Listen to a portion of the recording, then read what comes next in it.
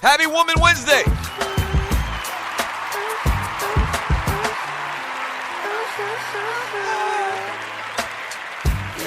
So, man, today is going to be a great day. We do have confirmation that we are going to have on the Great Thorny Switch later on today. Yes, sir. And hour number 3, the Power Hour. This should be great. I think Thorny's got her head screwed on correctly now.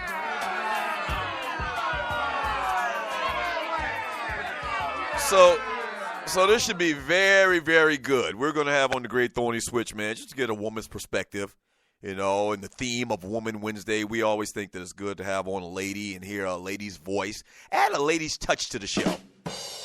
And so last week it ended kind of foul, but this week we got everything straight, and I think, once again, Thorny's head is screwed on the right way. It's going to be good. Stay tuned for that.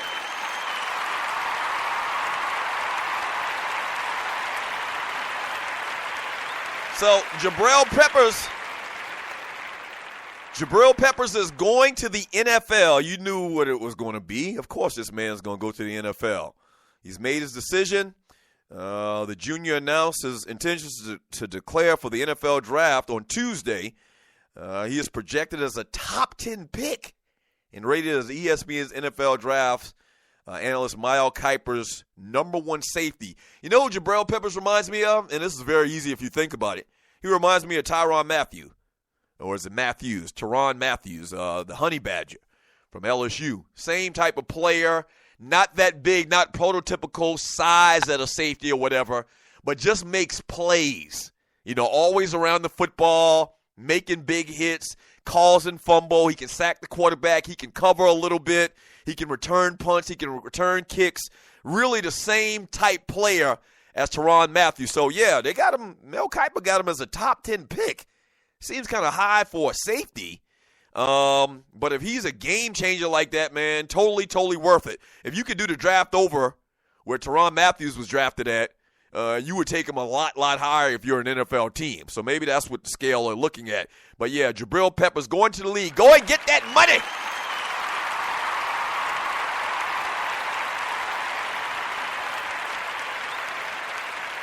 And one other quick little, I'll tell you what, we'll hold that story for later about Le'Veon Bell. Matter of fact, let's go ahead and talk about this right now. But Le'Veon Bell believes that he's the NFL's version of Steph Curry with one special trait.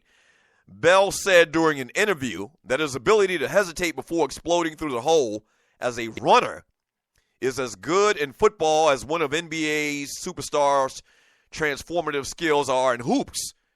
He says that's quite the statement, but Bell said that he's by far, one of the shiftiest backs in the game, and that what he does is akin to what Steph Curry has done with the three-point shot in the NBA, where there's going to be a lot of people mimicking and emulating his game. There was all that conversation when Steph Curry got hot and became the league MVP, that it was good for the league, and, players, young players and kids could look up and aspire to be Steph Curry because, they aren't 6'11", 6'10", and so they could do some of the things that Steph Curry can do by just learning how to be a good shooter and shooting a three-point shot. So it was going to kind of change the game. And Le'Veon Bell is saying, and I talked about this on Monday, about how I've never seen anybody in my life run the football like this guy. Like, it's unheard of. And, like, if you did run the ball like that back in the day, you get a position change real quick. Your ass would be on the bench. But he's saying that his style of running, where he stops, surveys the land, per se, and lets all the blocks happen and then runs, that a lot of kids, he thinks, today are going to try to emulate his style. I like Le'Veon Bell. I think he's probably the best back in the game today. But that ain't going to happen, bro. No. Ain't no kid going to start trying to stop in the hole like you do. Like, you got a special talent. Like what you do running that football is God-given. That's a God-given gift. But ain't too many running backs in America, in this world, going to run, get the ball deep in the backfield, get the handoff from the quarterback, stop at the line of scrimmage, and keep their job. I'm talking Little League, I'm talking JV, I'm talking varsity, I'm talking college. You're not going to get too far running the football in your coach's eyes doing Le'Veon Bell cuts. It ain't going to happen.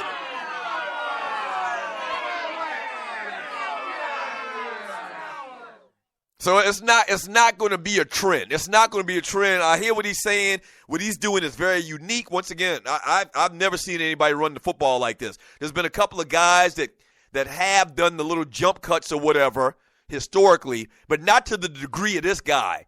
Like Marcus Allen, some of the names we throw out, Marcus Allen, Barry Sanders, Thurman Thomas, they could do the little jump cuts or whatever, but not to this degree where they actually stop in the backfield for a second or two and just watch. No. Now, that's not going to become a trend because you're not going to keep your job. If you're in middle school, and you're in middle school or you're in JV or whatever, and you do that, you stop behind the line of scrimmage trying to act like your hero, Le'Veon Bell, your ass is going to the bench. Trust me on that. Trust me on that. From T-Dub in the chat room on Spreaker.com, man, ain't nobody doing that ish. Right. No, it ain't going to become no trend. I'm sorry.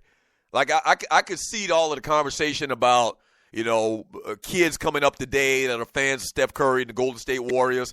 Like, there's going to be a trend of kids trying to emulate Steph Curry and shooting three-pointers. I get that. I totally get that. Ain't nobody going to be out there trying to emulate no damn Le'Veon Bell. Their ass will be on the bench. From Jay Fish, Microwave, X Squad, Grayson Allen may end up hating more than Christian Laettner. Wow. Well, Grayson Allen isn't as good a player as Christian Laettner. I don't even know if you'd even say he's a better player than Danny Ferry, maybe even. He's definitely not a better player than Christian Laettner. He's doing a lot more dirty things, and Danny Ferry or Christian Laettner had this dirty air about himself, but not to this degree. You might be right. I've never even thought about that. And there's been a lot of hated Duke players throughout the years. I mean, a lot. At the top of that list is definitely Christian Laettner, followed closely by Danny Ferry. Maybe Bobby Hurley is mixed into the conversation as well. There's been so many. Wojo. What's his name? Steve Wojo. Wojo. I just call him Wojo. There's been a lot of hated Duke players, man. I just had to cut that. There's been a lot of hated Duke players, man, but Grayson Allen, man, he's making a run for the title. He's definitely making a run for the title.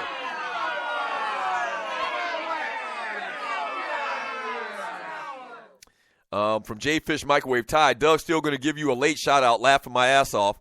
Wait a minute. Let me see. And you're listening to the Doug Stewart Show. Ty who? Ty, Texas Ty or my cousin Ty?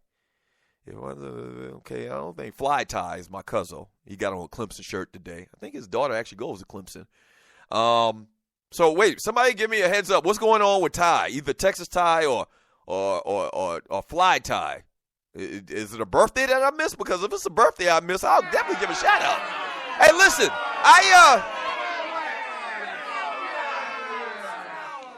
I don't purposely give birthday shots out 2, 3, 4, 5, 8 months down the road too late. Yeah. I don't purposely do that. From Grego.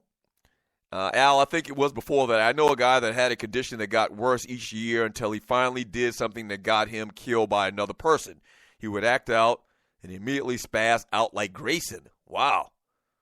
Grayson Allen is something really not registering upstairs. Like, it's more than just what you see on that floor with all of these crazy shenanigans that he does, man. From Andre Elam, Chris Collins was hated too, dirty ass.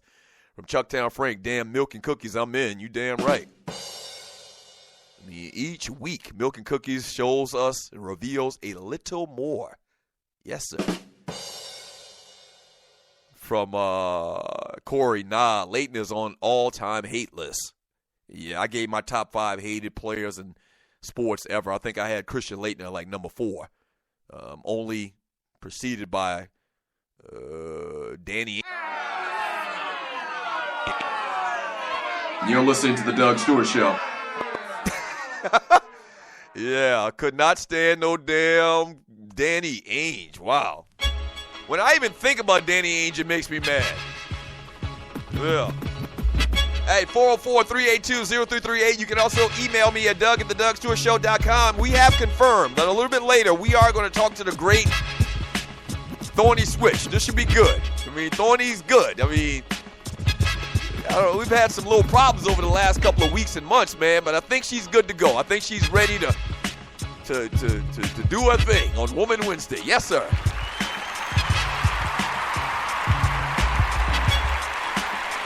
Yeah. All right, when we get back from the break, let's talk a little bit about some of these storylines. We'll start off with the Falcons and the Seahawks. We'll keep that conversation going. We're going into hour number 3. We call it the Power Hour.